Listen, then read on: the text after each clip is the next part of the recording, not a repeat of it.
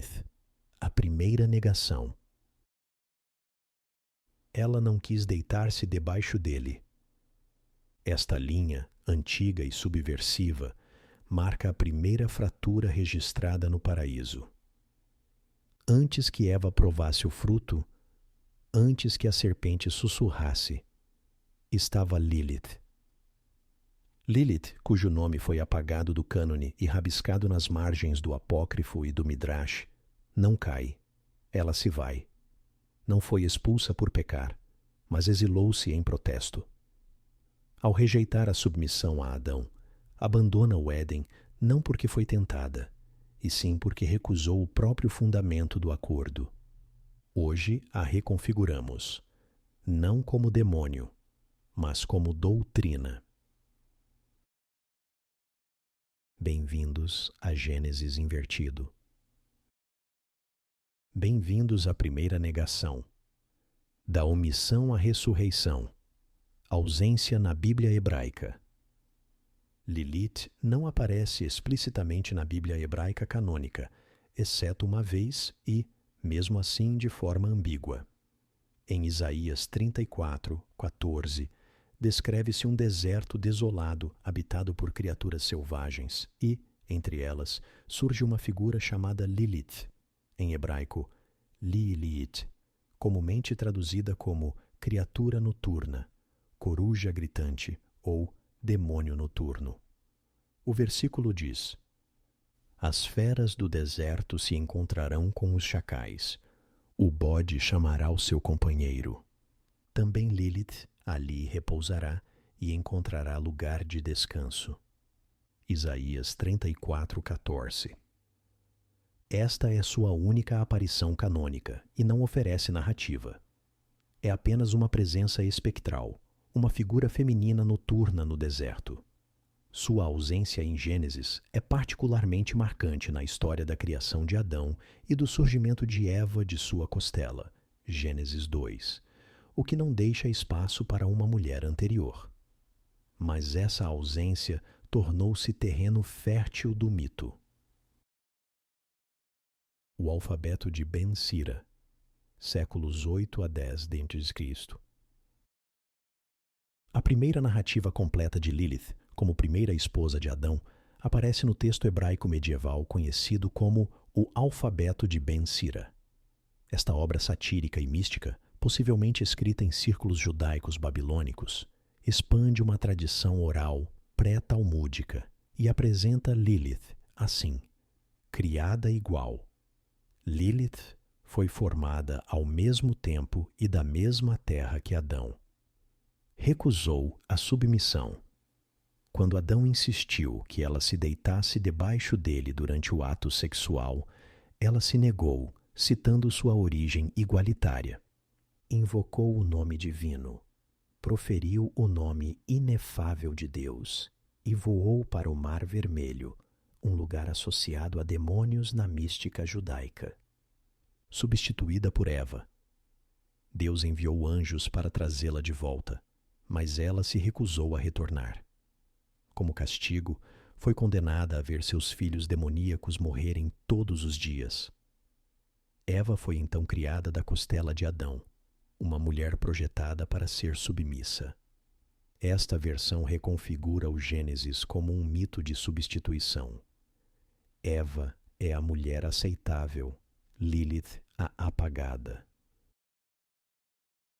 Tradições talmúdicas e cabalísticas. Na literatura talmúdica, Lilith aparece com maior frequência associada à atividade demoníaca, à mortalidade infantil e ao perigo sexual. Talmud babilônico. Surge como um súcubo que seduz homens enquanto dormem e dá à luz criaturas demoníacas. Cabala, Zohar. Lilith é profundamente integrada à mística judaica. Às vezes é consorte de Adão antes da queda, outras de Samael, figura satânica, e representa o caminho da esquerda, um reflexo da feminilidade divina corrompida ou desenfreada. Na cabala luriânica, representa as clifot, as cascas quebradas da criação primordial, conectando-a ao caos, à luxúria e à impureza espiritual, mas também à sabedoria oculta. Assim, no judaísmo esotérico, Lilith é símbolo tanto de perigo quanto de significado cosmológico profundo, uma antítese necessária da ordem divina. Demonologia cristã e folclore ocidental. Lilith entra na demonologia cristã medieval por meio de textos judaicos, ganhando reputação como mãe de demônios ou rainha dos súcubos.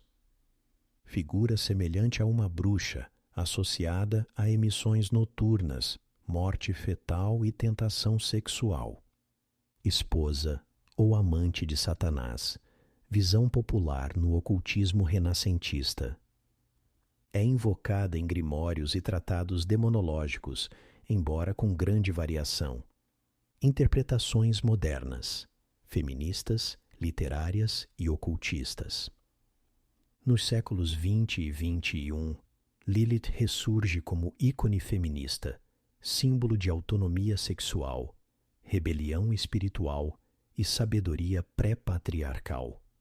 A teologia feminista a recupera como a primeira mulher a dizer não, símbolo de resistência diante de narrativas religiosas dominadas por homens.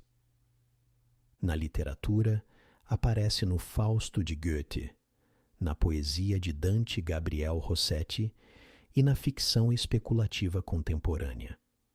O festival musical Lilith Fair, década de 1990, foi nomeado em sua homenagem, celebrando vozes femininas. Em círculos neopagãos e ocultistas, é invocada como deusa da libertação, da sexualidade, da integração da sombra e da magia do caos. A história de Lilith é um palimpsesto, um mito escrito sobre camadas de medo, desejo, repressão e redescoberta. Sua ausência em Gênesis não é silêncio, é exclusão.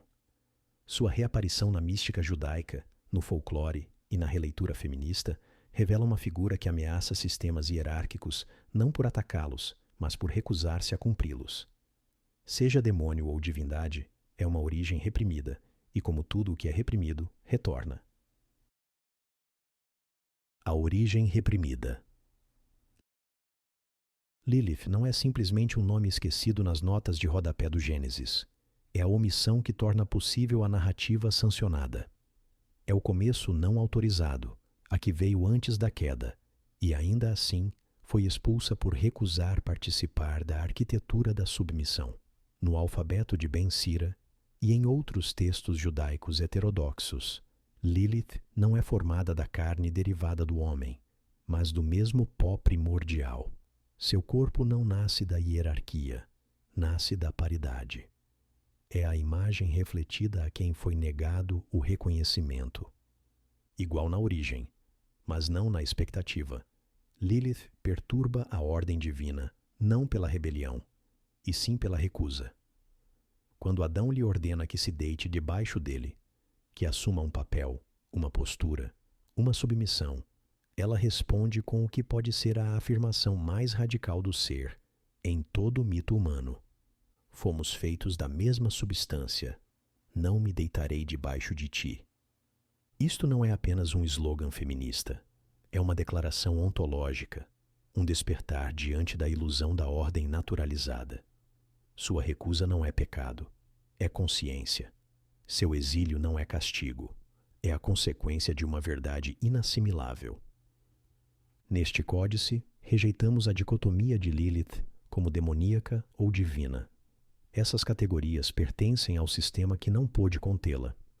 Chamá-la de demônio é moralizar o poder. Chamá-la de divina é higienizar a dissidência. Em vez disso, Lilith se situa fora da dialética.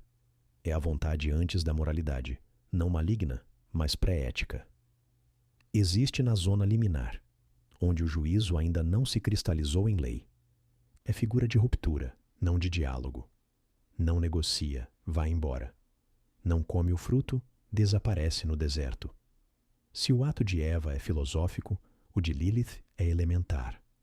Se Eva traz o conhecimento, Lilith traz o vazio que precede o saber. É o grito antes da pergunta, o grito que quebra a própria linguagem. Sua história não se perdeu, foi suprimida.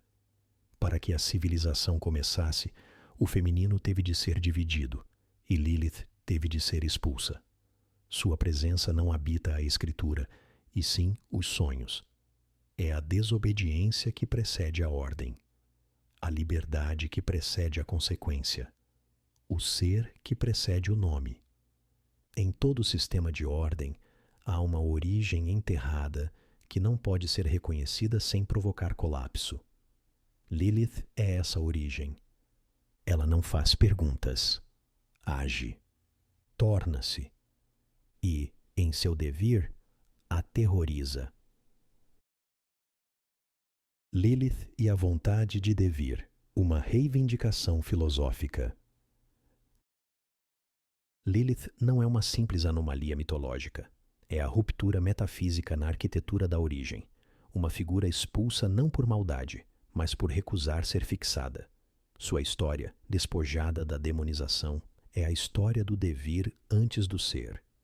Um arquétipo do eu que se escolhe a si mesmo em desafio à essência imposta. Nesse quadro, Lilith não é apenas uma marginal. É a primeira manifestação da vontade de devir. Na filosofia nietzschiana, o Übermensch não é o ser humano perfeito, mas quem supera a humanidade, quem afirma a vida, abraça o caos e forja sentido sem recorrer a deuses externos. A recusa de Lilith em submeter-se é precisamente isso, um ato de autotranscendência. Ela não espera que Deus lhe atribua identidade, ela a reivindica.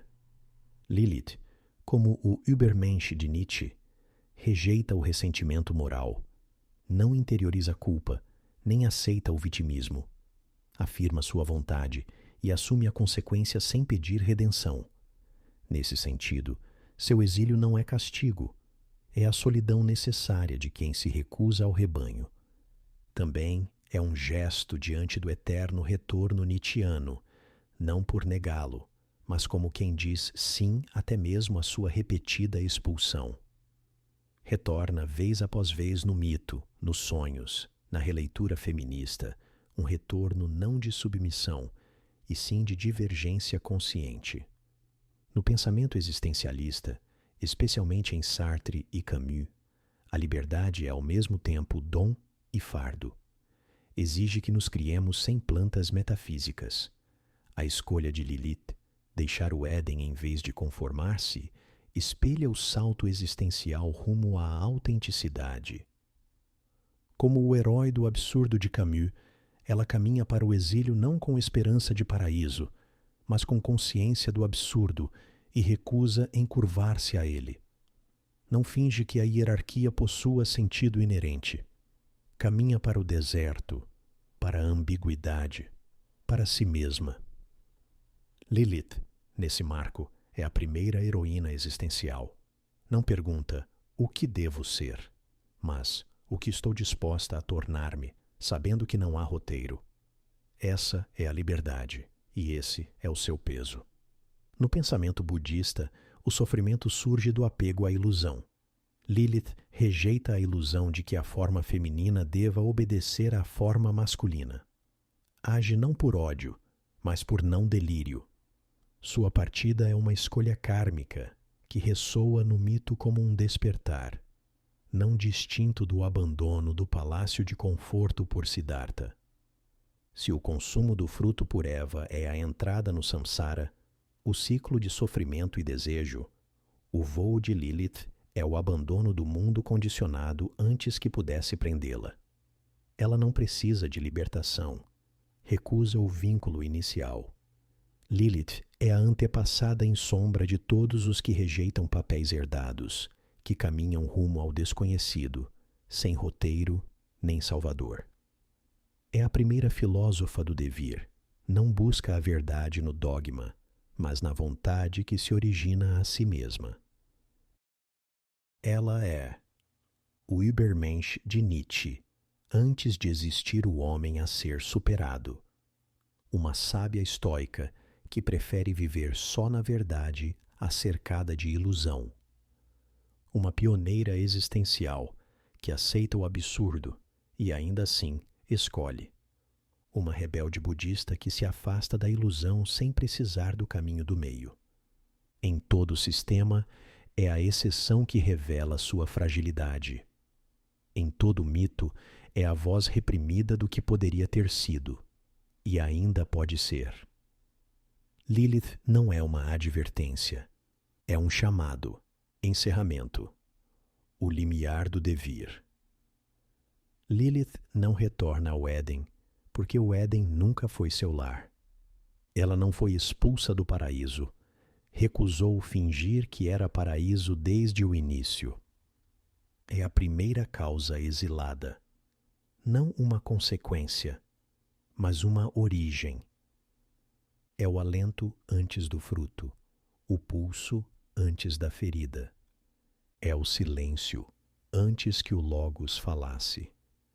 E talvez a razão pela qual precisou falar. É a memória que assombra as Escrituras, a linha riscada antes de poder ser escrita. A sombra que se estendeu pelo jardim antes de Eva dar seu primeiro passo. Lilith não está esquecida, está não reconhecida, não está perdida, está enterrada. Não está destruída, está transfigurada em mito, depois em advertência, depois em rebelião. É o capítulo não escrito, a recusa primordial, o grito que precede a linguagem.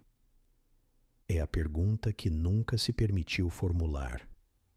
A que não pediu liberdade, mas agiu como se já a tivesse, e dessa fratura surge Eva. Eva, a filha dialética.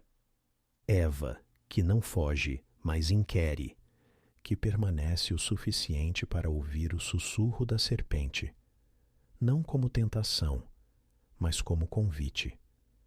Ela não diz não, diz por que não. Onde Lilith rompe, Eva se curva, e, no entanto, ambas são necessárias. Caminhar o caminho do devir não é escolher entre Lilith e Eva. É reconhecer que ambas habitam o eu. Lilith é a recusa em ser definida. Eva é a curiosidade de redefinir. Uma é a vontade de partir, a outra a vontade de compreender. Uma é o deserto, a outra a pergunta. E você que escuta, você que lê, você que desperta. É a fusão delas, é quem deve lembrar o que foi seccionado e reintegrar o que se perdeu. Devir não é obedecer, não é regressar. É transgredir, inquirir, evoluir e fazê-lo sem pedir permissão. Obrigado por ouvir. Obrigado por cruzar o véu, por questionar o roteiro, por honrar o silêncio antes da palavra. Bem-vindo ao devir, que jamais esteja completo. Obrigado por caminhar comigo por este corredor em sombra de mito e memória, por escutar não apenas com os ouvidos, mas com a parte de você, que recorda o que nunca foi ensinado. Lilith não voltará ao Éden, e nós também não. Porque nunca estivemos destinados a pertencer a um jardim onde o silêncio se confunde com a paz. Em seu lugar, escolhemos o deserto, o exílio, a pergunta, o devir.